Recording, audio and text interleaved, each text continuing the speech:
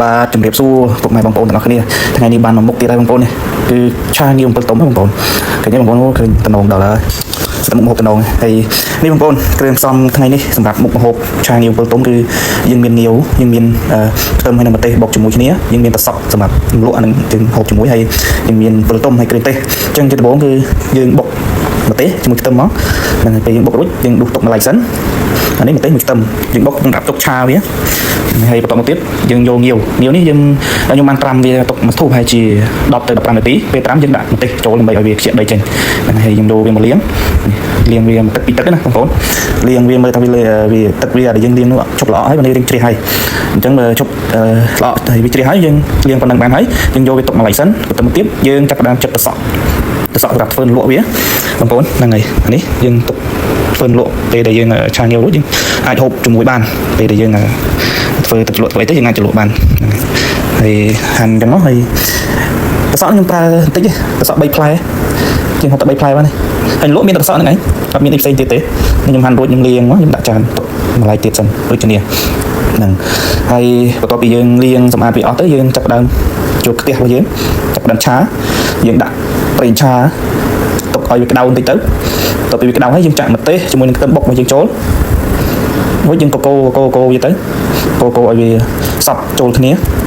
តែមកយើងទុកវាសិនទុកឲ្យវារៀងឡើងក្រហមឲ្យវាឈ្ងុយបន្តិចណាយើងឧស្សាហ៍កវាដើម្បីកុំឲ្យខ្ទឹមវាខ្លោចតែខ្ទឹមខ្លោចវាក្លិនខ្លោចចូលទៅក្នុងអានេះយើងឆាហ្នឹងគឺហូបអត់ឆ្ងាញ់ទេបងប្អូនបន្ទាប់ពីក្រហមហើយមើលទៅរៀងក្រហមឈ្ងុយបន្តិចហើយយើងចាប់ផ្ដើមដាក់គ្រឿងចូលគឺស្ករត្នោតខ្ញុំដាក់ចូលបន្តិចដាក់ស្ករត្នោតចូលបន្តិចទឹកត្រីមួយល្មមតាមដែលយើងបានឆ្មាំមើលអានេះប្រេងខ្យងបន្តិចទៅបន្ទាប់ពីដាក់ប្រេងខ្យងយើងដាក់ប៊ីចេងហ្នឹងគេហៅប៊ីចេងដាក់រួចអានេះយើងដាក់ម្សៅស៊ុបតិចទៅរ៉ូឌី